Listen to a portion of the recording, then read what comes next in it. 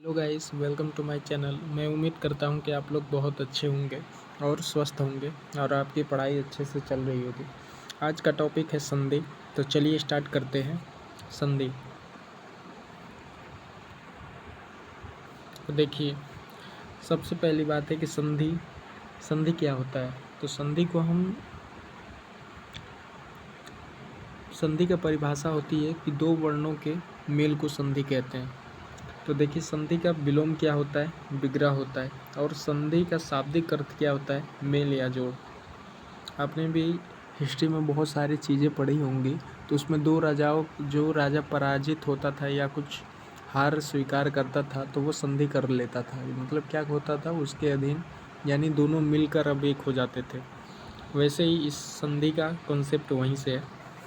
अब देखिए, संधि संधि के कितने प्रकार होते हैं। तो हम संधि को 3 प्रकारों में विभाजित करते हैं।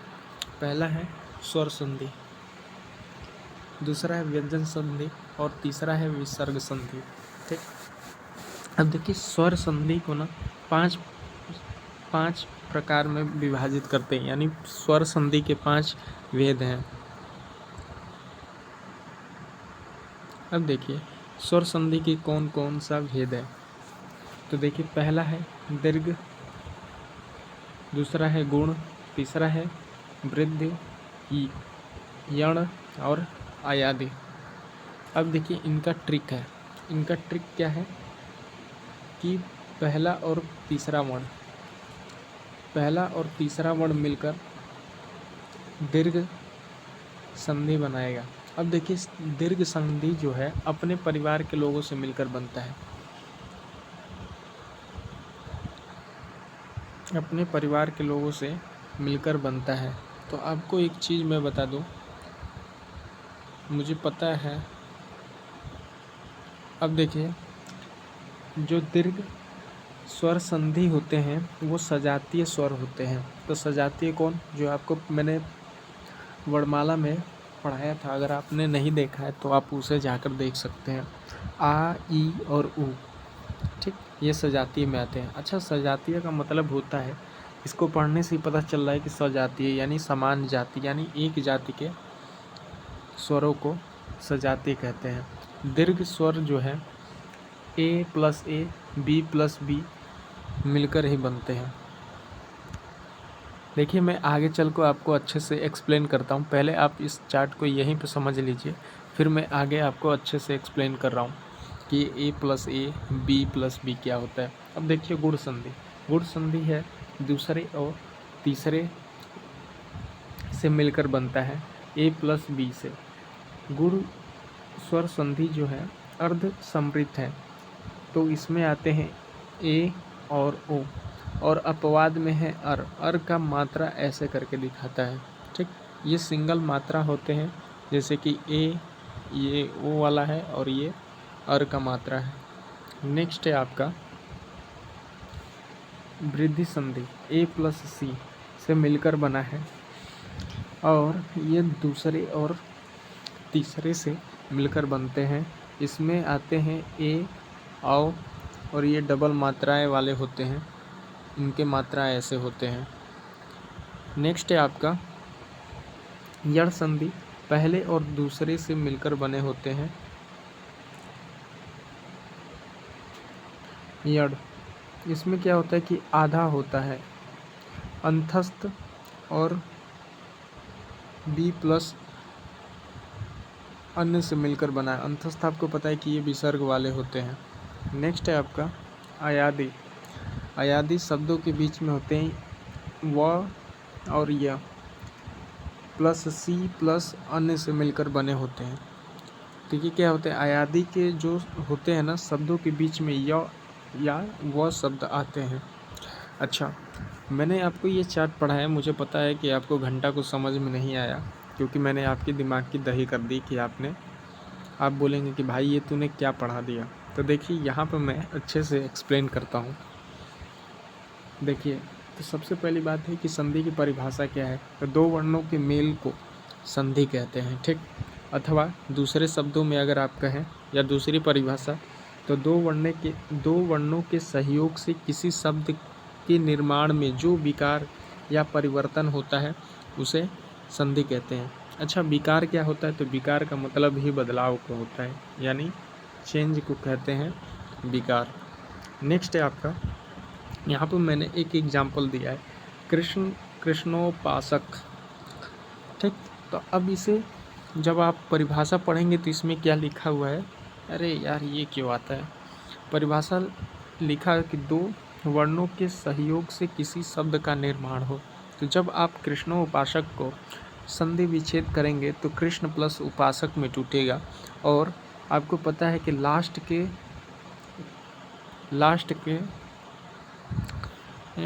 के जो शब्द होते हैं, यानी जहाँ से जो टूटे होते हैं उनके लास्ट के पकड़ते हैं हम और उसका स्वर सहित और स्वर रहित करते हैं। अब देखिए ये जो अड़ है इसमें क्या है कि ये व्यंजन है, और अ जो है उपासक है ना, सॉरी उपासक है, ये गलत हो गया है, 1 मिनट। ये जो उपासक है ये स्वर है और ये व्यंजन है। जब स्वर को हम तोड़ते हैं, वर्ण विच्छेद में आपको बताया था कैसे तोड़ते हैं, तो इसको आधा लिखेंगे हलंत लगा के और इसमें से निकलेगा अ। अब देखिए ये अ प्लस उ मिलकर बनाएगा क्या, ओ। तो जो ओ आया है उसको हम ओ का मंत्रा ऐसे होता है, इसका लगा देते हैं तो ये हो जाता है सीधा कृष्णोपासक। ऐसे ही आपका नेक्स्ट है परमेश्वर। तो परम धन ईश्वर को तोड़ेंगे। अब देखिए परम जो म है वो व्यंजन है और ईश्वर में बड़ा ई है वो स्वर है। तो व्यंजन को आपको पता है कि स्वर में तोड़ना होता है, तो म बोलेंगे तो म धन आ रहा है, ठीक, आ रहा है, तो अ प्लस ई मिलकर बनाएगा ए, और ए का मात्रा ऐसे होता है तो सीधा हम ए की मात्रा जो है उस पर लगा देते हैं, तो ये हो जाता है परमेश्वर। अब देखिए आपको मैंने जो ऊपर ए बी और बी प्लस सी ये सब समझाया तो वो क्या है, देखिए ये जो होते हैं अ प्लस आ, मतलब अ आ ई छोटी बड़ी ऐसे करके हैं, तो ये जो होते हैं सामने के अ और आ ये सजातीय हैं, यानी सजातीय मतलब अ प्लस अ मिलकर बना है आ, तो ये एक ही जाति के हैं तो इसलिए इसे सजाती कहते हैं। ई प्लस ई मिलकर एक ही बना है तो इनको 3 भागों में हम विभाजित कर लेते हैं। अ और आ को ए वर्ग में रखते हैं और ई प्लस इन दोनों को बी में और इसको सी में। तो देखिए जो दीर्घ सबसे पहला हमने स्वर संधि में क्या पढ़ाया था, दीर्घ संधि। तो दीर्घ संधि मतलब बड़ा बड़ा। अब इसको देखिए जो बड़े बड़े लोग हैं, आपको एक एग्जांपल देता हूँ, बस एग्जांपल पॉइंट ऑफ व्यू से है, अब इसे कुछ और ना ले। तो देखिए जो बड़े बड़े लोग हैं वो क्या करने लगे कि अपने ही सजातीय होते हैं तो सजातीय में अपने ही जाति में ये लोग विवाह करने लगे। ये जो है आ से करने लगा, यानी ये लोग ए प्लस ए और बी प्लस बी में करते हैं ना, तो ये जो ए है ये आ से कर लिया, आ जो है इससे कर लिया, तो इस तरह से शादी होने लगी। देखिए यहाँ पर मैंने एग्जाम्पल दिया है तो आपको समझ में आ गई होगी। नेक्स्ट और नीचे भी समझाता हूँ। तो ये देखिए ये है स्वर संधि। तो स्वर संधि का परिभाषा क्या है कि जब दो स्वरों के मेल से स्वर में जो परिवर्तन होता है उसे स्वर संधि कहते हैं। दो स्वरों के मेल से, तो आपने देखा था पहला हम कृष्ण किए हैं, एग्जाम्पल दिए थे, उसमें स्वर निकाला और उससे जो परिवर्तन हुआ उसे हम स्वर संधि कहते हैं। स्वर संधि के 5 भेद होते हैं, ऊपर आपने देखा। अब देखिए नेक्स्ट है, नीचे में अच्छे से एक्सप्लेन किया है। पहला है दीर्घ स्वर संधि, इसे दीर्घ संधि भी कहते हैं। जब दो स्वरों को आपस में मिलकर दीर्घ यानी आ ई ये सारे दीर्घ हैं हो जाते हैं तो उसे दीर्घ कहते हैं। अब देखिए यहाँ पर मैंने समझाया था कि दूसरा और तीसरे से मिलकर बनाते हैं। ठीक। तो आ, ई और ऊ ये दूसरे और तीसरे में आते हैं। अब यहाँ पे देख लेंगे दूसरे और तीसरे में, दूसरे और तीसरे में।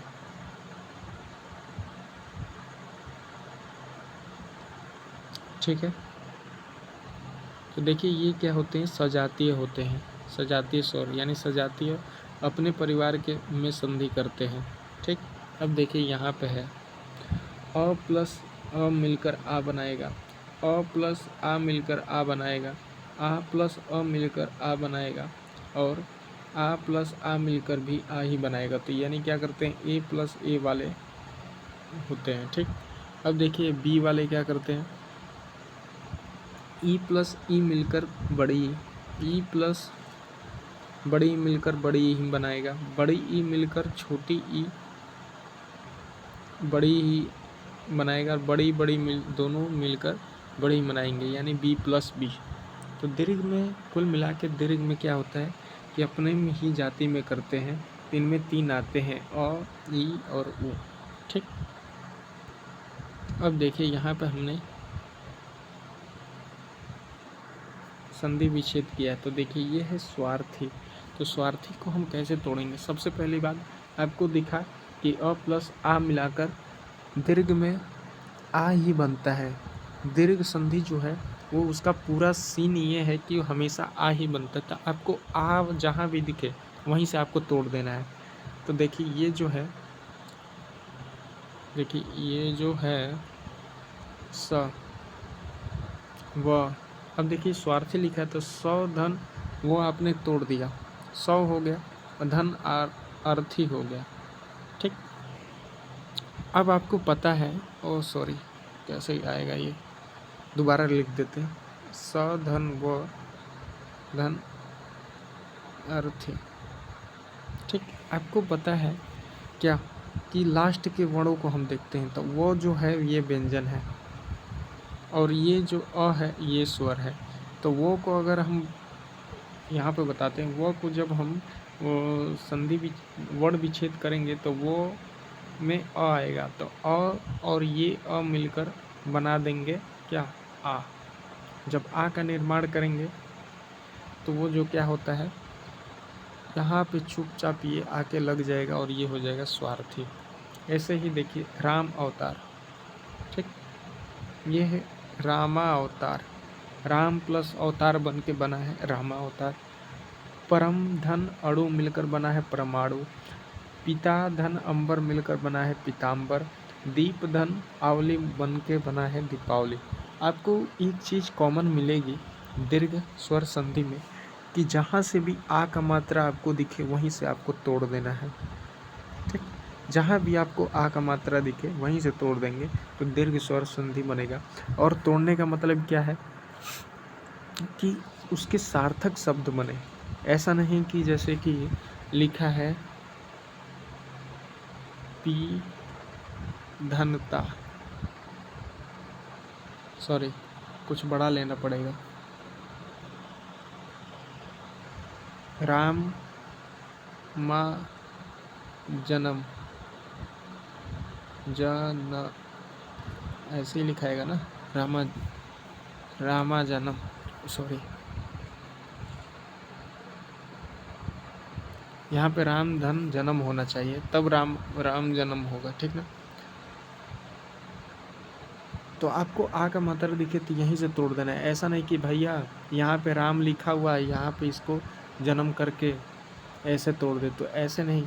जिसका अर्थ हो तो राम अलग कर दीजिए, जन्म अलग कर दीजिए, तो रामा जन्म होकर आजन्म बन के राम जन्म बनेगा। ऐसा नहीं कि यहाँ पे देखा कि भाई यहाँ पे रा आ गया और जन्म, तो ये भाई ये उपसर्ग के रूप में आ जाएगा, ना कि संधि विच्छेद होगा। और उपसर्ग में कोई रा का मंत्रा नहीं होता है, अरे रा कोई उपसर्ग नहीं होता है। ठीक है। मुझे उम्मीद है कि आप लोगों को ये बात समझ में आई होगी कि जहाँ सार्थक शब्द बने वहीं से पकड़ के तोड़ना है, कहीं और से नहीं तोड़ना है। नेक्स्ट है आपका अधन आ मिलकर बनाएगा आ। तब यहाँ पे देखिए नित्य धन आले, आनंद, नित्य धन आनंद, तो क्या बना नित्यानंद। सत्य धन आग्रह, तो सत्याग्रह बना।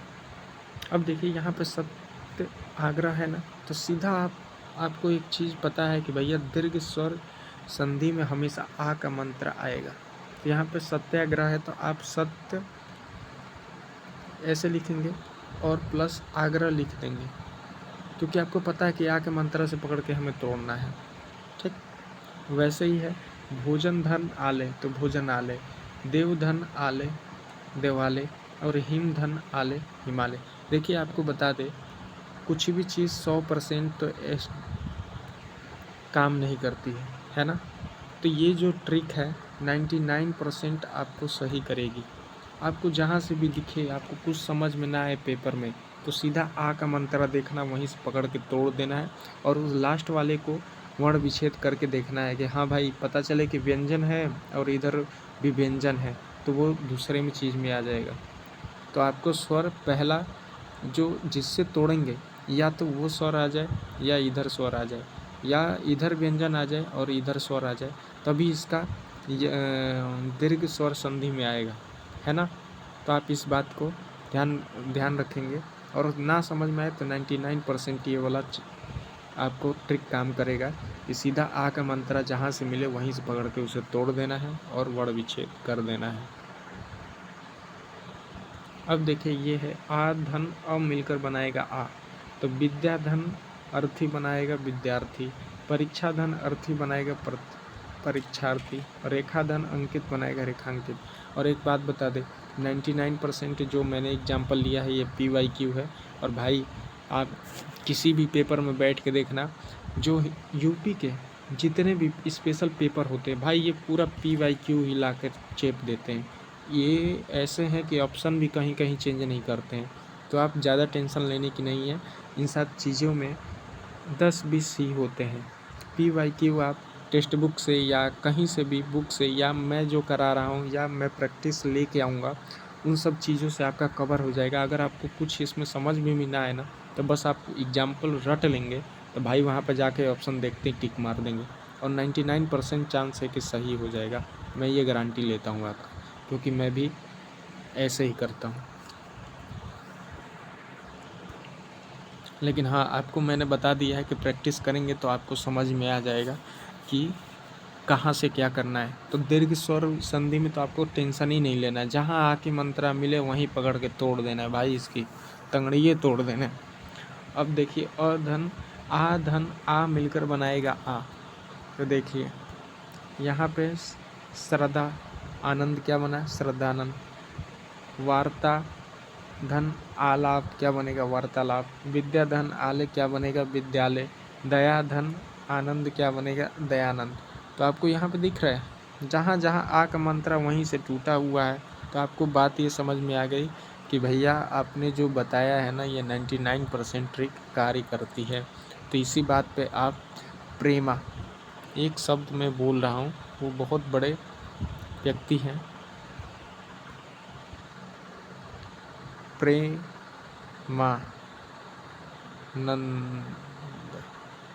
प्रेमानंद का संधि विच्छेद करके आप कमेंट में बताएंगे कि प्रेमानंद का संधि विच्छेद क्या होगा। आप इसे अवश्य बताएंगे, जैसे मैंने बताया उस ट्रिक से बताएंगे। और किसका ये है, किस संधि में आएगा, आप ये भी बताएंगे। तो मुझे उम्मीद है कि आप इसका ज़रूर कमेंट करेंगे और मैं सबके कमेंट देखकर लाइक और हर्ट करते हैं।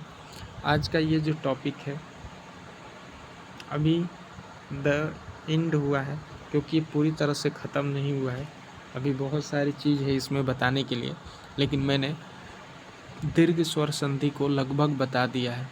तो उम्मीद करता हूँ कि आप लोग अच्छे से पढ़ेंगे और प्लीज़ लाइक सब्सक्राइब करें। भाई यार तुम लोग लाइक नहीं करते हो, ना सब्सक्राइब करते हो, शेयर भी नहीं करते हो, कम से कम सब्सक्राइब कर दो और पूरा देखो। जो समझ में ना आए उसे दोबारा बताऊँ भाई, मैं दोबारा से वीडियो बना दूंगा, शॉर्ट वीडियो ही बना दूंगा, लेकिन बनाऊंगा ज़रूर। तो आपका भाई वेट करेगा आपके रिप्लाई का। Thank you for watching. Radhe Radhe.